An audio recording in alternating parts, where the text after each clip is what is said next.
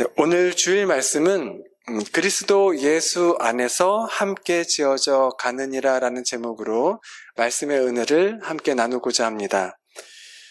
우리 교회는요, 오늘 주일 예배 후에 올해 소그룹 첫 모임을 갖습니다.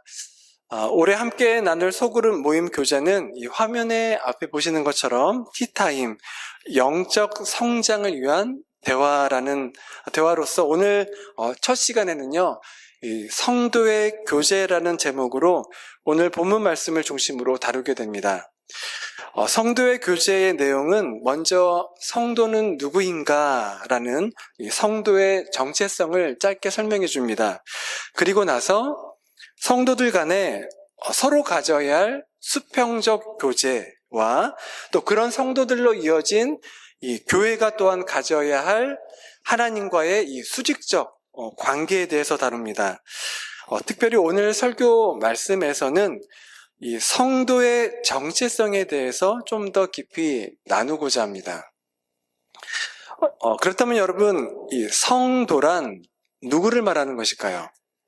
오늘 여러분 이제 교재를 보시면 알겠지만은 성경 공부 교재는요, 성도를 이렇게 정의하고 있습니다. 성도는 거룩한 사람이나 성별된 사람을 의미하는 것으로 예수님을 주와 구주로 영접한 그리스도인들을 일컫는다.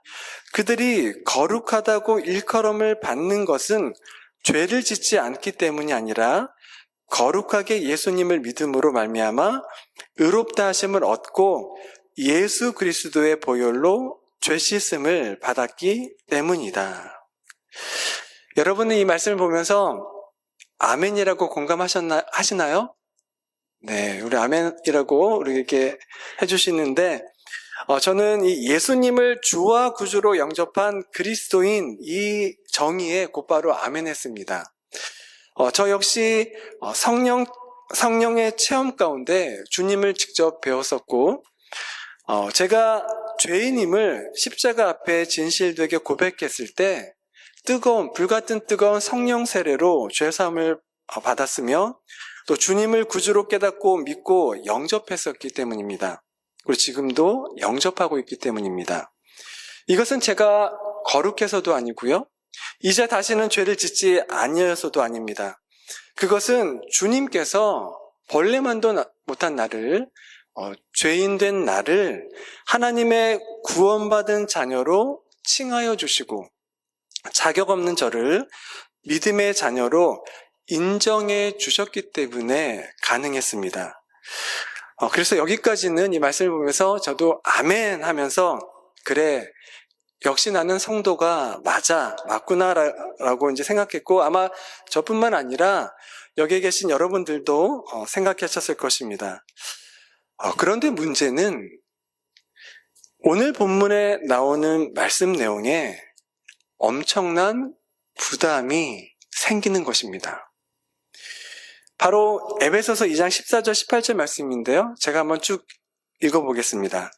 그는 우리의 화평이신지라 둘로 하나를 만드사 원수된 것 곧 중간에 막힌 담을 자기 육체로 하시고 법조문으로 된 계명의 율법을 폐하셨으니 이는 이 둘로 자기 안에서 한 세 사람을 지어 화평하게 하시고 또 십자가로 이 둘을 한 몸으로 하나님과 화목하게 하려 하심이라.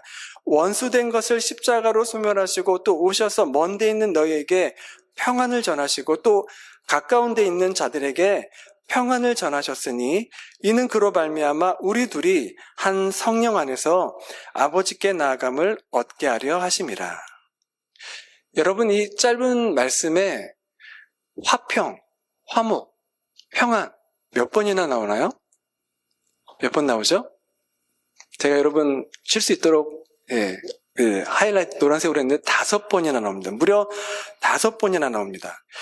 우리를 성도로 부르신 이유가 바로 화평을 이루고 화목을 이루게 하심이라고 말씀하시는 부분입니다. 오늘 말씀은 새 영역에서 이 화평과 화목을 이루기 위해서 성도된 우리를 부르신 것인데요, 먼저는 자기 자신 안에서 화목과 화평을 이루고, 그리고 성도들과의 수평적 교제 안에서 화목과 화평을 이루고, 그리고 마지막으로 하나님과의 수직적 교제 안에서 화목과 화평을 이루라는 것입니다. 왜 이 본문 말씀, 이 주제가 우리에게 그렇게 힘든 것일까요? 제가 여러분들께 한 가지 질문을 드리겠습니다. 여러분의 마음은 늘 평안하십니까? 여러분들은 여러분 자신과 화목을 잘 누리고 계십니까? 글쎄요. 얼굴 표정 보니까 다들 그렇죠. 이 질문에 많은 분들이 네, 제 마음은 늘 평안하고 평화를 누리고 있습니다 라고 말하기가 힘드실 것 같습니다. 어쩌면 많은 분들이 나의 마음이 이렇게 불편하고 어렵고 다스리기 힘든데 어찌 교회 안에서 성도 간의 평안과 화목을 이룰 수 있고 어찌 하나님 안에서 화목을 이룰 수 있겠습니까? 라며 움츠러들게 됩니다. 특별히 소그룹을 이끄시는 리더분들은 더욱더 부담이 되는 질문일 것 같습니다. 내 안에 화평을 누리지 못하고 심지어 분노가 있는데 오늘 어떻게 성도님들과 함께 교회 안에서 화목과 화평을 누리게 하자고 격려할 수 있을까? 그렇게 말하는 내 자신이 위선이 아닐까? 성도와도 화목을 누리지 못하는 내가 어떻게 성도님들에게 하나님과도 화목을 누리자고 말씀을 전할 수 있을까라는 생각에 더욱더 움츠려들게 되는 것이죠. 사실 이 말씀을 준비하던 지난 주간 동안 제 마음은 전쟁터와 같았습니다. 근데 여러분, 저는 제 마음이 전쟁터가 된 것을요, 전혀 신앙의 실패라고 잘못된 것이라고 생각하지 않습니다. 성도는 평온한 사람이 아니라 날마다 영적 전쟁 한복판에 서 있는 사람입니다. 그리고 목회자는 그 전쟁의 최전선에 서 있는 사람입니다. 이러한 영적 전쟁과 다툼에 대해서 에베소서 6장 12절은요, 다음과 같이 말씀해 줍니다. 같이 한번 읽어볼게요.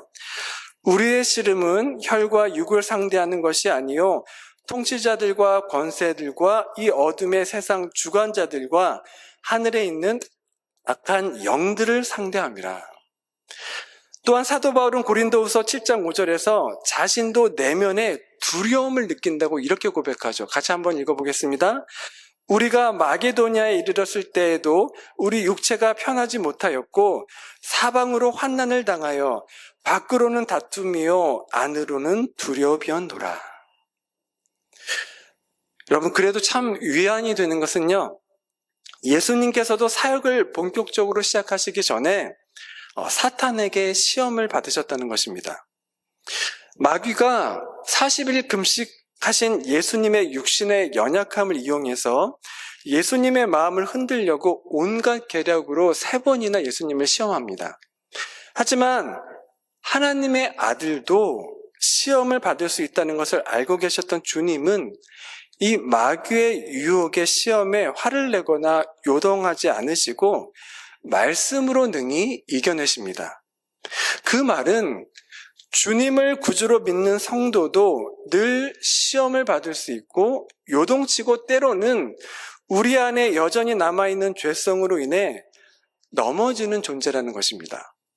우리가 이러한 우리의 정체성을 알고 겸손히 인정할 때 예수님처럼 기도와 금식과 말씀과 예배를 통하여 마음에 날마다 일어나는 영적 전쟁에서 덜 쓰러지게 되고 또 더 자주 승리해 갈 수 있다는 것입니다.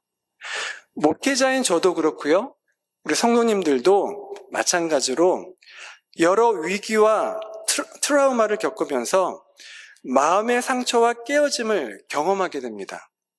영적인 병원인 교회 안에는 많은 문제를 가지고 있는 사람들이 있을 수밖에 없습니다. 사실 이러한 연약함에서 완전히 자유로운 사람은요, 그 누구도 없습니다. 중요한 것은 성도로서 우리가 예수 그리스도 앞에서 먼저 자기 자신의 연약함을 솔직히 인정하고 수용할 때 상처 입은 치유자로서 다른 성도님들과 올바른 관계를 가질 수 있고 하나님과의 관계로까지 깊이 나갈 수 있다는 것입니다. 우리가 자신의 내면에서 이기고 지는 치열한 영적 전쟁을 해보지 않고서, 즉 때로는 수치와 모멸감을 당해보지 않고서 어떻게 다른 사람들이 겪는 마음의 전쟁을 공감할 수 있겠습니까? 예수님도 십자가라는 수치와 모욕을 당하셨지만 원수들의 거짓 증거와 음해하는 말에 역공격을 하지 않으셨습니다.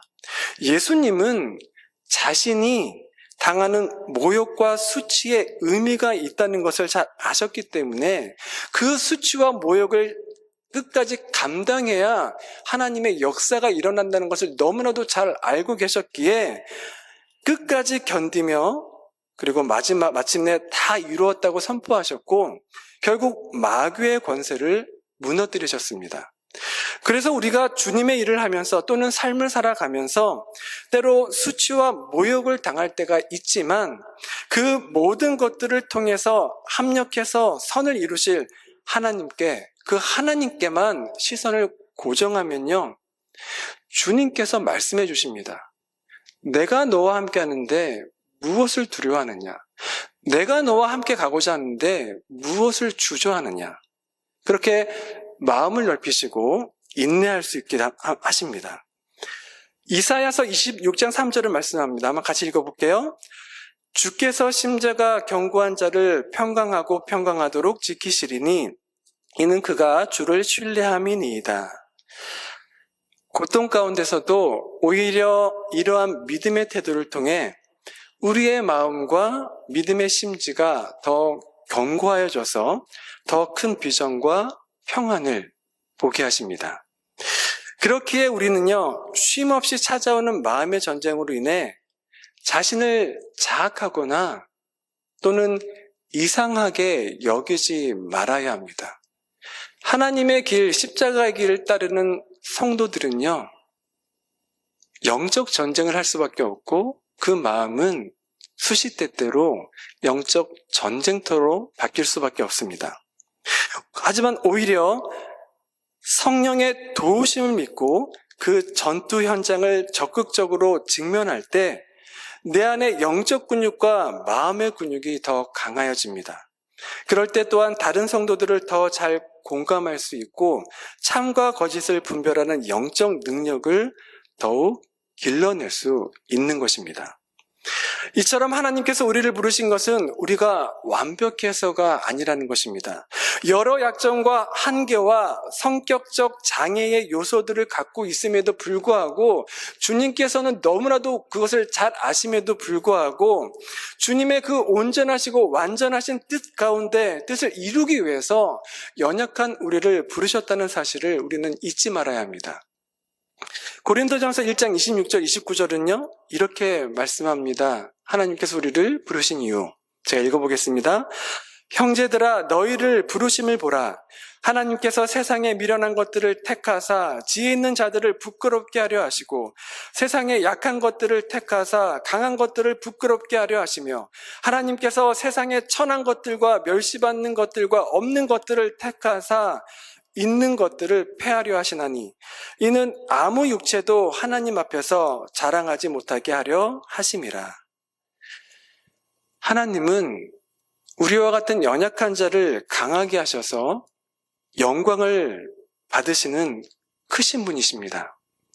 이처럼 우리가 성도로서의 정체성을 바로 알고 우리를 부르신 이유를 제대로 깨닫게 될 때 우리는 마음의 위로와 평안을 찾고 시험 앞에서도 버티고 견딜 수 있게 됩니다. 그리고 승리하게 됩니다. 그리고 성도 간의 화평과 또 하나님과의 화목을 이루어가는 다음 단계로 나아갈 수 있게 됩니다. 여러분, 그렇다면 우리는요, 어떻게 성도 간의 진정한 화목과 화평을 이룰 수 있을까요? 오늘 본문 말씀 에베소서 2장 17절은요, 이와 같이 말씀해주고 있습니다. 같이 한번 읽어볼게요. 또 오셔서 먼 데 있는 너희에게 평안을 전하시고 가까운 데 있는 자들에게 평안을 전하셨으니, 여기서 또 오셔서는 이 그리스도께서 성령을 보내셔서 이 땅에 오신 것을 의미합니다. 먼데 있는 너희는 이방인들이고 가까이 있는 자들은 유대인들을 의미합니다. 예수님께서는 부활하신 후 성령을 이 땅에 보내시고 제자들 안에서 성령이 역사하게 하셔서 유대인이나 이방인이나 구별 없이 모든 사람들에게 평안을 선언하시며 복된 소식을 전하여 구원을 선포하게 하셨습니다. 한 성령 안에서 모든 사람이 하나 되어 하나님께 나올 수 있게 하셨던 것입니다. 여기서 평안을 전하셨다라는 것은요, 바로 평안의 복음을 전파했다는 의미입니다. 이 말씀은 여러분, 성도의 교제가 우리가 함께 모일 때, 그 모일 때마다 무엇이 중심이 되어야 할지를 보여주고 있습니다. 바로 평안의 복음, 하나님의 말씀을 중심으로 하는 것입니다. 우리가 가정에서 가정 예배를 드리든 교회에서 예배 후 소그룹 모임을 갖든 모든 모임에서 말씀 중심으로 교제를 시작할 때 자연스럽게 우리는 하나님과의 화목의 관계를 이루어가게 하십니다. 18절의 말씀처럼 말이죠. 같이 읽어볼게요. 이는 그로 말미암아 우리 둘이 한 성령 안에서 아버지께 나아감을 얻게 하려 하심이라. 여기서 우리 둘이라는 말씀은 여러분, 둘이 누구죠? 어느 대상이죠? 바로 위에 나오죠. 가까이 있는 자, 먼 자. 바로 유대인이나 이방인 모두를 말하는데요. 이 둘이 한 성령 안에서 하나님께 나아갈 수 있게 되었다고 말합니다. 여러분, 이 말씀에는요, 매우 중요한 의미가 담겨 있습니다. 여러분, 당시 하나님 아버지께 나아갈 수 있는 자, 성전에 나아갈 수 있는 자는 누구였습니까? 그렇죠. 제사장, 그것도 어느 종족이요? 유대인 제사장밖에 없었습니다. 그러나 이제는 인종이나 지위에 상관없이 누구나 하나님 앞에, 성전 앞에 나아갈 수 있게 됩니다. 그 이유에 대해서 베드로전서 2장 9절은 성도인 우리를 가리켜 이렇게 말하죠. 같이 읽어볼게요. 너희는 택하신 족속이요 왕 같은 제사장들이요 거룩한 나라요 그의 소유가 된 백성이니. 우리가 그렇게 할 수 있는 것은 우리가 예수 그리스도로 말미암아 거룩하고 왕 같은 제사장이 되었기 때문입니다. 밑에 잘 보이시는지 모르겠는데요. 제사장을 라틴어로 폰티펙스라고 합니다. 폰티펙스는요, 원래 달이라는 의미의 폰스와 이 만들다, 놓다라는 의미의 이 파세레의 합성어로서 하나님과 사람 사이에 다리를 놓는 사람, 브리지 빌더라는 의미를 가지고 있습니다. 우리가 이런 역할을 감당할 수 있는 이유는 바로 참된 중보자 되신 예수 그리스도께서 이미 그 다리가 되어주셨기 때문입니다. 오늘 본문 말씀 에베소서 2장 20절부터 22절은 말합니다. 우리 같이 한번 읽어볼게요. 너희는 사도들과 선지자들 터 위에 세우심을 입은 자라 그리스도 예수께서 친히 모퉁이 돌이 되셨느니라. 그의 안에서 건물마다 서로 연결하여 주 안에서 성전이 되어가고 너희도 성령 안에서 하나님이 거하실 처소가 되기 위하여 그리스도 예수 안에서 함께 지어져 가느니라. 예수 그리스도를 모퉁이의 머릿돌로 묘사하고 있습니다. 이 다음 사진에 보시듯이요, 이 모퉁이의 머릿돌은 건물의 기초를 처음 놓을 때, 여러분 보시죠. 맨 앞에 큰 돌 두 개가, 크기가 다른 큰 돌 두 개가 있죠. 여러분, 우리 교회도 이 현관문 나가셔서 오른쪽에 보면요, 그 주춧돌, 모퉁이돌이, 크기가 다른 모퉁이돌이 있습니다. 이처럼 건물의 기초를 놓을 때 서로 맞닿는 두 벽을 견고하게 연결하는 주춧돌입니다. 또한 여러분, 주춧돌 보시면요, 그냥 밋밋하게 있지 않고 뭔가 기록되어 있습니다. 처음 이 교회가 몇 년도 세워졌는지, 어떤 교회인지, 바로 건축이 끝남을 알리는 날짜를 적어 건축물이 완성되었음을 알리는 상징이 되기도 합니다. 이처럼 모퉁이의 머릿돌은 건축의 시작과 마무리를 상징하는 것으로 교회의 머리가 되시고 시작과 끝이며 하나님과 인간 사이를 연결해 주시는 예수 그리스도를 잘 묘사해 주고 있습니다. 이처럼 모퉁이의 머릿돌이 되시는 주님께서는 오늘 본문 말씀 21절에서 하나님의 자녀인 우리도 모퉁이 돌이 되신 주님, 그의 안에서 건물마다 서로 연결하여 주 안에서 성전이 되어가고, 또 마지막 22절 말씀처럼 너희도 성령 안에서 하나님이 거하실 초소가 되기 위하여 예수 그리스도 안에서 함께 지어져 간다고 말씀해주고 있습니다. 여러분, 우리는 함께 지어져 가고 있습니다. 한 사람이 벽돌 하나하나가 되고 주님의 청지기가 되고 일꾼이 되어서 이 교회를 주님 보시기에 아름답고 능력의 교회로, 건강한 교회로 한 켠 세워가고 있는 것입니다. 우리 사랑하는 성도 여러분, 주님께서 우리를 부르신 것은 우리가 비록 여전히 흔들리고 매일 마음의 전쟁을 치르고 있음에도 불구하고 그리스도 안에서 우리를 함께 지어가시기 위함입니다. 그래서 부르셨습니다. 함께 지어가도록 하기 위해서 부르셨습니다. 화목과 화평, 평안은 우리가 만들어내야 할 숙제가 아니라 이미 예수 그리스도 안에서 우리에게 맡겨진 선물입니다. 우리는 그 화평을 증명해야 할 사람이 아니라 그 화평 안에 머물도록 서로를 예수 그리스도께로 인도하는 다리로서 부름받은 사람들입니다. 그러므로 우리 사랑하는 성도 여러분, 아무리 힘든 일, 억울한 일, 분노할 일이 있더라도 죄인된 우리를 사랑하여 구원하신 예수 그리스도를 붙잡고, 여러분, 성도로서, 여러분은 누구라고요? 성도. 꼭 기억하시기 바랍니다. 여러분들은 성도입니다. 성도로서 존귀한 지위와 역할을 끝까지 붙드시고 포기하지 마시기 바랍니다. 앞으로도 여러분들에게 이 갈등이 없을 수는 없을 것입니다. 마음의 요동이 멈추지 않을 때도 굉장히 많을 것입니다. 그러나 그때마다 다시 모퉁이 돌 대신 예수 그리스도 위에 서시기 바랍니다. 그분 안에서라면 우리는 비록 넘어지더라도 무너지지 않습니다. 잠시 요동할 수 있지만 결국은 그분 안에서 함께 지어져 갈 수 있습니다. 우리 사랑하는 성도 여러분, 앞으로도 계속해서 한 성령 안에서 하나님께 가까이 나아가시며 예수 그리스도 안에서 끝까지 함께 지어가시는 우리 커네티컷 한인교회의 아름답고 존귀한 우리 성도님들이 되시기를 주님의 이름으로 축원합니다. 아멘. 우리 함께 찬양하겠는데요. 함께 지어져가네.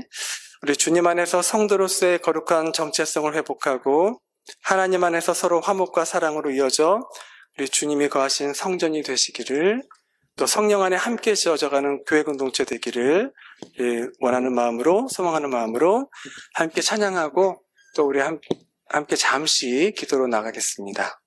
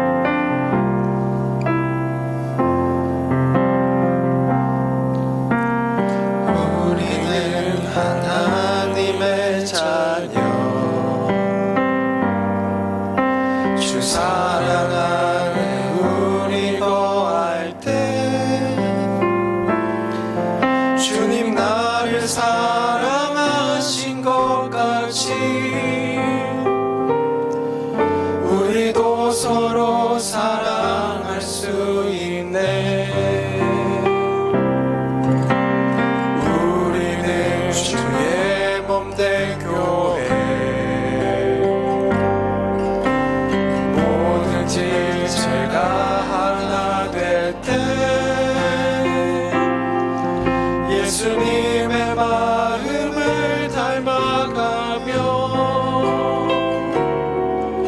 고통과 즐거움 함께 나누네.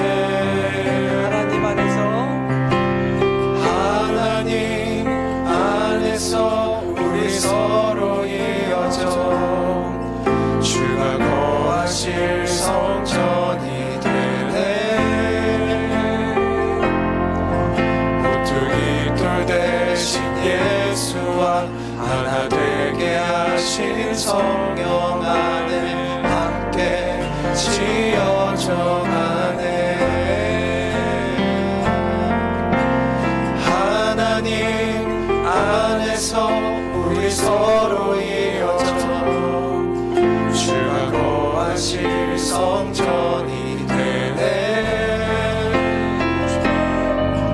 모퉁이 돌 대신 예수와 하나 되게 하신 성령 안에 함께 지어져 가네.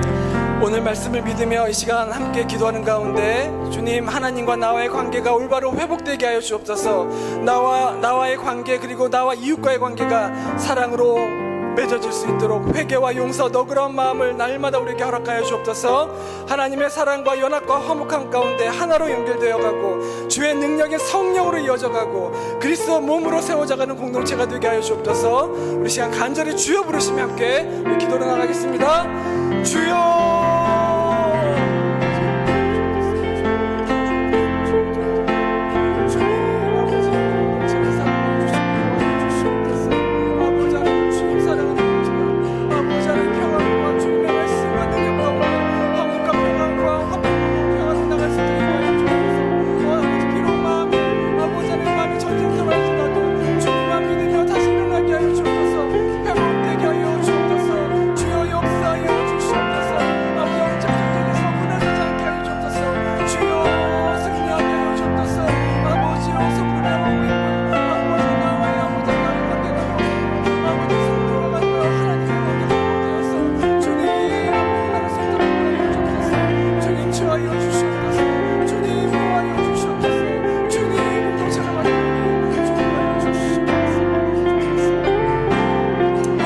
하나님 안에서 찬양합니다.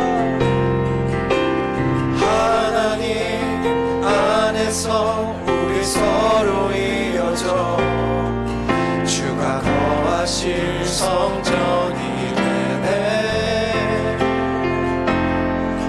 모퉁이 돌 대신 예수와 하나 되게 하신 성령 안에 함께 지어져 가네.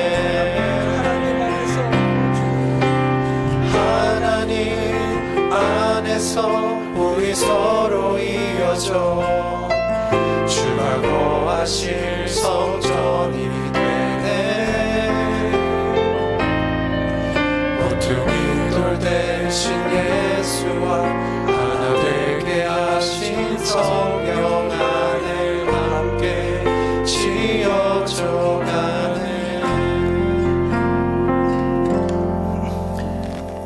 세상에서 소망도 없고 하나님도 없이 살아가던 저희들을 예수 안에서 그리스도의 보혈의 피로 구원하여 주시고 새 사람으로 거듭나게 하심을 감사드립니다.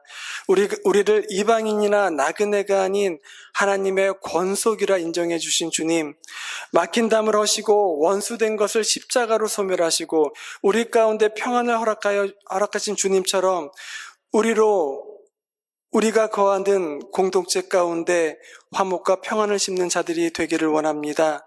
이 자리에 계신 우리 모두를, 주의 사랑하는 성도님들을 한 성령 안에서 하나님 아버지께 나아가게 하시고 저희들에게 허락하신 귀한 소명들을 다 이루어드릴 수 있도록 은총을 허락하여 주옵소서.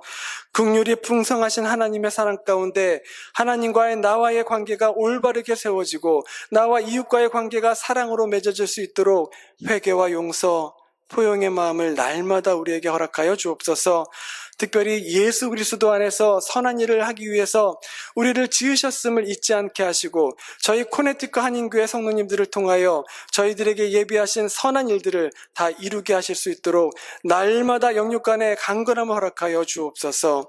이 모든 말씀 거룩하신 예수님의 이름으로 기도드립니다. 아멘.